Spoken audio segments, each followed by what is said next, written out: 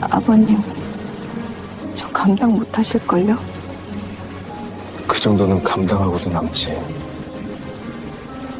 66 시아버지와 38 며느리가 비오는 밤마다 나눈 치료가 어느새 금지된 온기로 변해간 그 숨겨진 사연은 어떤 사연이 숨겨져 있는 걸까요?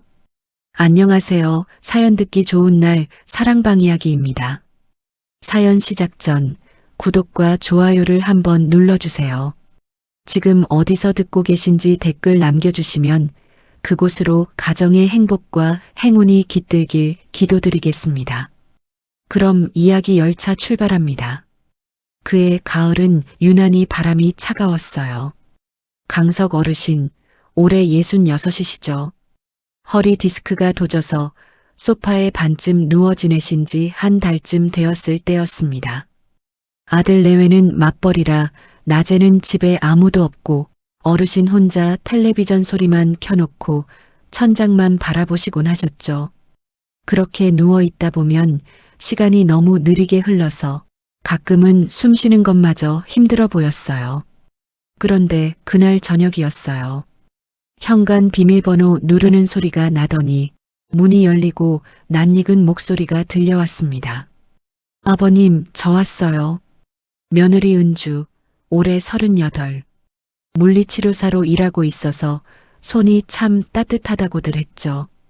그날도 하얀 가운 대신 편한 트레이닝복 차림으로 가방 속에 치료도구를 잔뜩 넣어 들고 왔어요. 강석 어르신은 깜짝 놀라서 몸을 일으키려다 다시 주저앉으셨죠. 은주야, 이 밤에 웬일이냐? 이제부터 제가 매일 저녁 치료해 드리려고요. 아들한테 말 들었어요. 아버님 허리가 너무 아프시다면서. 어르신은 한참 말을 못하셨어요. 며느리가 시아버지 몸을 만진다는 게 참 어색하고 민망한 일처럼 느껴졌거든요.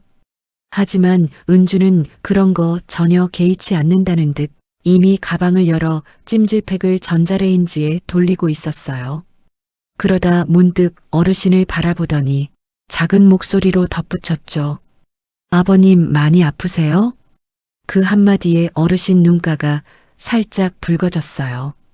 누가 물어봐주지 않던 아픔을 갑자기 누가 알아줘서 그런가 봐요. 그래서 어르신은 그냥 고개만 끄덕이셨어요. 그러자 은주는 말없이 다가와 소파 옆에 무릎을 꿇고 앉았어요. 그리고는 조심스럽게, 정말 조심스럽게 어르신의 종아리부터 천천히 주무르기 시작했죠.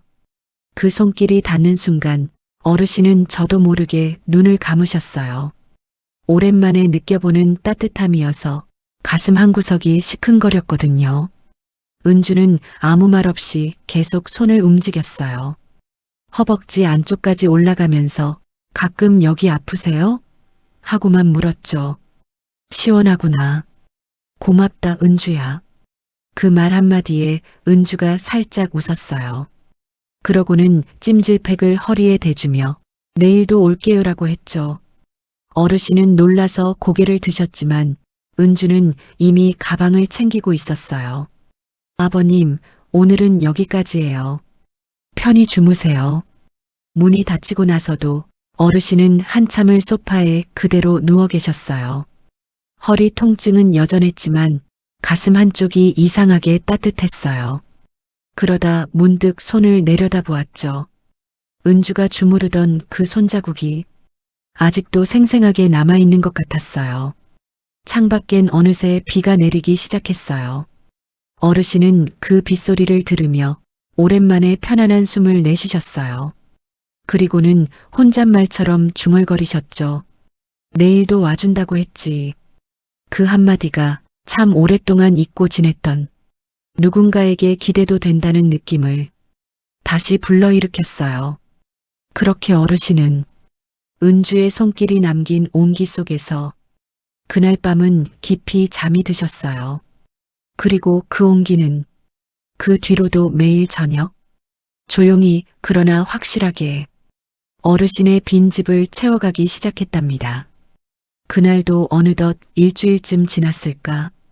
매일 저녁 6시 반이면 현관 비밀번호 소리가 나고 은주가 밝은 목소리로 들어왔어요.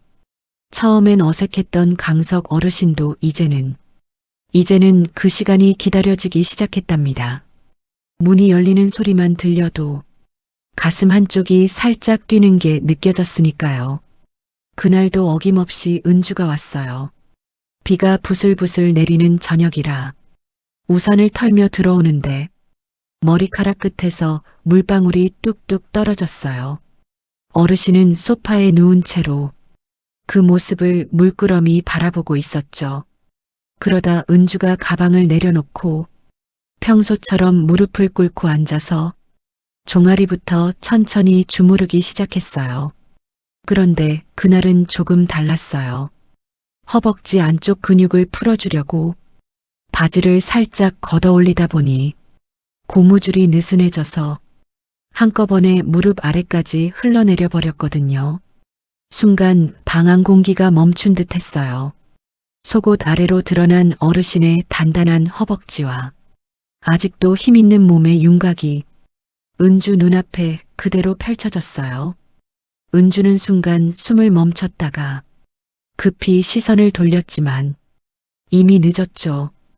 어르신도 당황해서 허둥지둥 옷을 끌어올리려다가 허리 통증 때문에 몸이 꼬여서 오히려 더 흘러내렸어요. 둘 다 얼굴이 새빨개졌지만 어쩐지 웃음이 나왔어요. 아버님 의외로 건강하시네요. 그 한마디가 떨어지자 어르신은 더 당황해서 베개를 끌어당겨 허리를 가렸어요. 하지만 은주는 괜찮다는 듯 살짝 웃으며 다시 손을 얹었죠. 그 손길이 이번엔 조금 달랐어요. 조심스럽다가도 어딘가 머뭇거리는 느낌이 들었거든요. 그리고 그날부터였어요. 치료가 끝난 뒤에도 은주가 바로 일어나지 않았어요.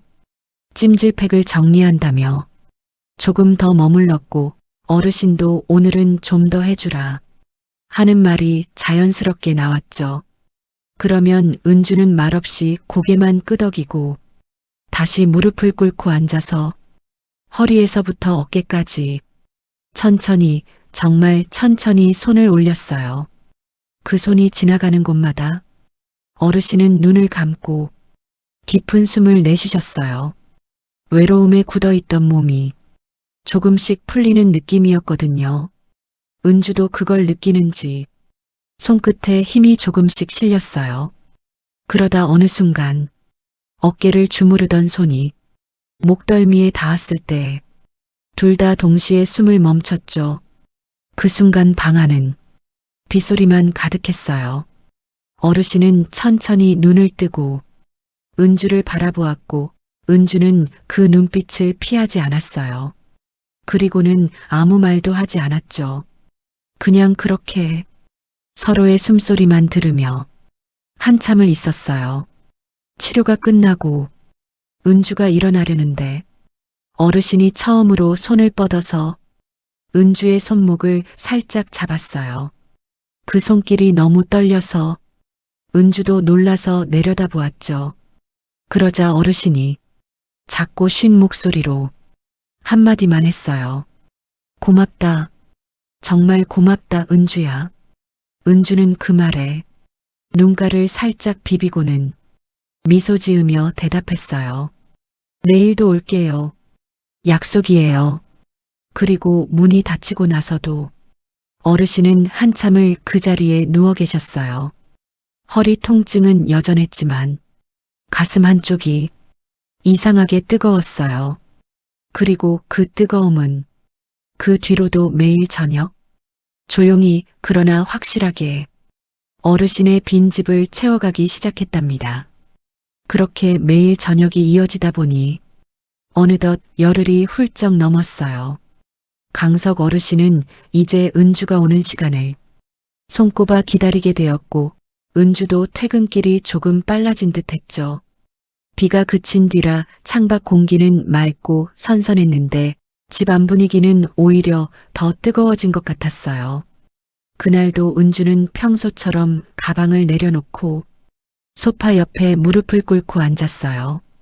치료는 이미 익숙한 순서로 흘러갔어요. 종아리부터 허벅지, 그리고 허리까지. 손이 올라갈수록 어르신의 숨소리가 조금씩 깊어졌죠. 은주는 그 숨소리를 느끼며 조금 더 천천히, 조금 더 부드럽게 손을 움직였어요. 그러다 문득 장난기 어린 미소를 지으며 작은 목소리로 말을 꺼냈어요. 저랑 하면 아버님 감당 못하실걸요. 그 말 한마디에 어르신은 눈을 동그랗게 뜨고 은주를 내려다보았어요. 순간 당황해서 헛기침을 하셨지만 은주는 웃으며 고개만 살짝 기울였죠. 어르신도 그 웃음에 마음이 풀어졌는지 오랜만에 낮은 웃음소리를 내셨어요. 그 정도는 감당하고도 남지. 그 말은 농담처럼 나왔지만 둘 다 그 안에 담긴 진심을 알았어요.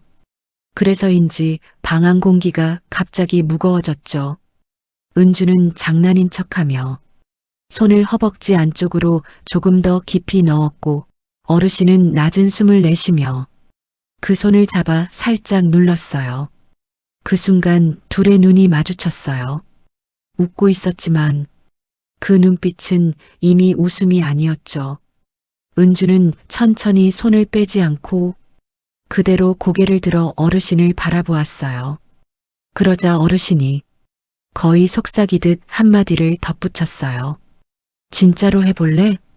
은주는 그 말에 살짝 얼굴이 붉어졌지만 고개를 끄덕이는 대신 작은 미소만 지었어요. 그리고는 다시 손을 움직이기 시작했죠. 이번엔 장난이 아니라 진심이 담긴 손길이었어요. 어르신도 눈을 감고 그 손이 지나가는 곳마다 몸을 살짝 맡기셨어요. 치료가 끝난 뒤에도 은주는 바로 일어나지 않았어요.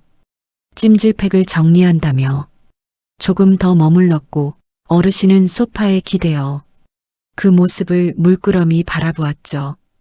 그러다 어르신이 먼저 입을 열었어요. 오늘은 좀 더 있다가도 된다.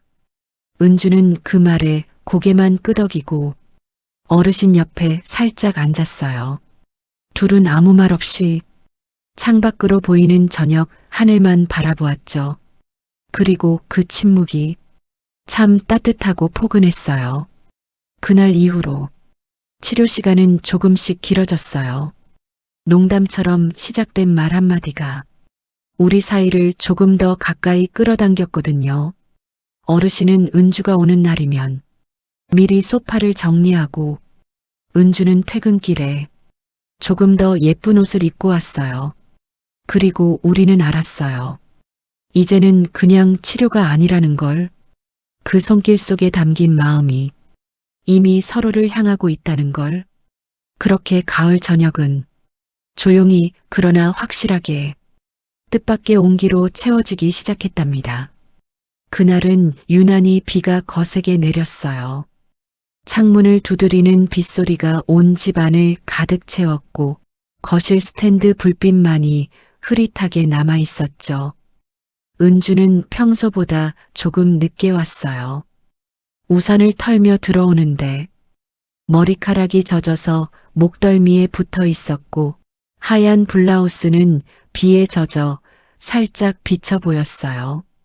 강석 어르신은 그 모습을 보자마자 가슴이 쿵 하고 내려앉는 걸 느꼈답니다. 치료는 늘 그랬듯 시작됐지만 오늘은 처음부터 달랐어요. 은주 손이 허벅지를 지나 허리로 올라갈 때 조금씩 떨리고 있었거든요. 어르신도 그 떨림을 느끼고 은주 손등을 살짝 덮었어요. 그러자 은주가 고개를 들었고 둘의 눈이 마주친 순간 이미 말이 필요 없다는 걸 알았죠. 어르신이 먼저 몸을 일으켜 앉았어요. 은주는 무릎을 꿇은 채로 그대로 어르신 품에 기대듯 다가갔고 어르신은 천천히, 정말 천천히 은주의 뺨을 손으로 감쌌어요. 그 손이 닿는 순간 은주는 눈을 감았고 어르신은 조심스럽게 입술을 맞췄습니다. 처음엔 살짝 스치는 듯 했어요. 하지만 곧 더 깊어졌죠. 어르신의 숨결이 은주 입 안으로 들어오고 은주의 숨결이 어르신 가슴으로 흘러들어갔어요. 그리고는 서로의 이름을 부르며 오래도록, 정말 오래도록 키스를 나눴어요. 옷은 벗지 않았어요. 벗을 필요도 없었죠. 서로의 몸 위로 손이 닿을 때마다 이미 모든 게 전해졌거든요. 어르신은 은주의 목덜미에 입을 맞추며 한참을 이름을 불렀고 은주는 어르신의 등을 꼭 끌어안으며 눈물을 글썽였어요. 고맙다. 내가 있어서 내가 산다. 그 말 한마디에 은주는 어르신 가슴에 얼굴을 묻고 작게 울었어요. 그 울음은 슬프지 않았어요. 오랜만에 사람이 되었다는 기쁨의 눈물이었죠. 비가 가장 세차게 내릴 때 둘은 소파에 나란히 누워 서로를 꼭 안고 있었어요. 어르신은 은주의 머리카락을 쓰다듬으며 조용히 속삭였어요. 내일도 와줄 수 있나? 은주는 대답 대신 어르신 손을 꼭 잡았어요. 그 손에는 힘이 가득 실려 있었죠. 새벽이 되어서야 비가 잦아들었어요. 창밖이 희부해질 무렵 둘은 여전히 떨어지지 않은 채로 서로의 체온만 느끼고 있었어요. 그리고 그 순간 어르신은 알았답니다. 이 따뜻함을 다시는 놓치고 싶지 않다는 걸. 그렇게 비 내리던 밤은 잘못된 시작이 아니라 오랜 외로움의 끝이었어요. 그리고 그 끝은 아주 조용하고 아주 따뜻하게 새로운 시작으로 이어졌답니다. 그 폭우가 지나간 다음 날 아침은 놀라울 만큼 맑고 따뜻했어요. 창밖으로 들어오는 햇살이 소파 위에 나란히 누워있는 두 사람을 부드럽게 감싸고 있었죠. 옷은 어제 그대로 구겨져 있었고 머리카락은 서로 뒤엉켜 있었지만 그 어느 때보다 평온해 보였어요.